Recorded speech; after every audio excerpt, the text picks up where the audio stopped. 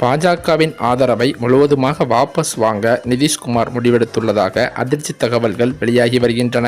இதன் காரணத்தினால் இந்திய அரசியலிலேயே திடீர் திருப்பம் ஏற்பட உள்ளதாகவும் சொல்லப்பட்டு வருகிறது. மேலும் பாஜகவை ஆதரிப்பதா வேண்டாமா என்ற இரு பிரிவினரின் வெளிப்படையான மோதலால் பீகாரில் நிதிஷ்குமாரின் ஐக்கிய ஜனதா தளம் கட்சிக்குள் சலசலப்புகளும் தொடர்ந்து கொண்டிருக்கின்றன. சில நாட்களுக்கு முன்பு, அதாவது செப்டம்பர் 4ஆம் தேதியன்று முன்னாள் துணை முதல்வர் தேஜஸ்வி யாதவ் முதல்வர் நிதிஷ்குமாரை சந்தித்துள்ளார். ஏற்கனவே இருவரும் அரசியல் கூட்டாளிகளாக இருந்தவர்கள்தான். பாஜகவுக்கு எதிரான இந்தியா கூட்டணி உருவாக்கத்தில் முக்கிய பங்கு வகித்த நிதிஷ்குமார் நாடாளுமன்ற தேர்தலுக்கு முன்பு கடந்த ஜனவரி மாதம் திடீரென மீண்டும் பாஜகவோடு கூட்டணி அமைத்தார். அது மட்டுமல்லாமல் நாடாளுமன்ற தேர்தலில் பாஜக 240 இடங்களை வெற்றி பெற்ற நிலையில் நிதிஷ்குமாரின் ஐக்கிய ஜனதா தளம், சந்திரபாபு நாயுடுவின் தெலுங்கு தேசம் ஆகிய கூட்டணி கட்சிகளின் ஆதரவோடுதான் மோடி ஆட்சி இப்போது நடந்து வருகிறது. இந்த சூழ்நிலையில் பீகாருக்கு சிறப்பு அந்தஸ்து, பொருளாதார பேக்கேஜ் உள்ளிட்ட நிதிஷ்குமாரின் கோரிக்கைகளுக்கு மோடி அரசு இன்னும் முழுமையாக செவி சாய்க்கவில்லையாம். இந்த சூழலில் செப்டம்பர் 4ஆம் தேதி பீகார் தலைநகர் பாட்னாவில் முதல்வர் நிதிஷ்குமாரை இப்போதைய எதிர்க்கட்சி தலைவரும் முன்னாள் துணை முதல்வருமான தேஜஸ்வி யாதவ் சந்தித்து பேசியுள்ளார்.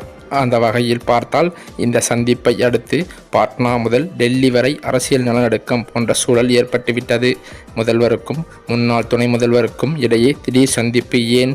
மீண்டும் பல்டியடிக்கப் போகிறாரா நிதிஷ்குமார் என்ற கேள்விகள் பலதரப்பட்ட மக்களிடையே எழுந்து வருகிறது. ஆனால் தேஜஸ்வி யாதவ் இதற்கு விளக்கம் அளித்துள்ளார். காலியாக உள்ள 2 தகவல் ஆணையர் பணியிடங்களுக்கு உரியவர்களை நியமனம் செய்வதற்கான கூட்டமும் நடந்தது. அதில் எதிர்க்கட்சி தலைவர் என்ற முறையில்தான் கலந்து கொண்டேன், இவ்வளவுதான் என்று அவர் தெரிவித்துள்ளார். அதை தவிர ஜாதிவாரி கணக்கீட்டிற்கு பிறகு அதிகரித்துள்ள இடஒதுக்கீட்டின் வரம்பை அரசியல் சாசனத்தின் 9வது அட்டவணையில் சேர்ப்பது குறித்தும் முதலமைச்சருடன் கலந்துரையாடினேன் என்றும் அவர் கூறியுள்ளார். ஆனால் பாஜகவிடம் மண்டியிடுவது என்ற நிதிஷின் நிலைப்பாடு அவரது ஐக்கிய ஜனதா தள கட்சிக்குள்ளேயே கடும் புகைச்சல்களை ஏற்படுத்தியிருக்கிறதாம். இப்போது நிதிஷ் கட்சிக்குள் பாஜக கூட்டணியை ஆதரிக்கும் அணி, எதிர்க்கும் அணி என இரு அணிகள் பகிரங்கமாக உருவாகிவிட்டன. இதன் அறிகுறியாகத்தான் ஜேடியு கட்சியின் மூத்த தலைவரான கேசி தியாகி கட்சியின் தேசிய செய்தி தொடர்பாளர் பதவியை செப்டம்பர் 1ஆம் தேதி ராஜினாமா செய்துள்ளார் என்றும் சொல்லப்படுகிறது. இதன் விளைவாக நிதிஷ்குமார் மூத்த தலைவர்கள் மூலமாக கேசி தியாகியிடம் கட்சி பதவியை ராஜினாமா செய்யுமாறு கேட்டுக்கொண்டார். அதனை அடுத்து தியாகியும் தனது கட்சியின் தலைமை செய்தி தொடர்பாளர் பதவியை ராஜினாமா செய்திருக்கிறார். பாராளுமன்றத்தில் கூட பாஜகவால் அறிமுகப்படுத்தப்பட்ட சர்ச்சைக்குரிய பக்தர் திருத்த மசோதாவிலும் ஐக்கிய ஜனதா தளம் கட்சி பிளவுபட்டுள்ளது. மூத்த தலைவரான மத்திய அமைச்சர் லாலன் சிங் பாராளுமன்றத்தில் வக்ஃப் மசோதாவை ஆதரித்தார்.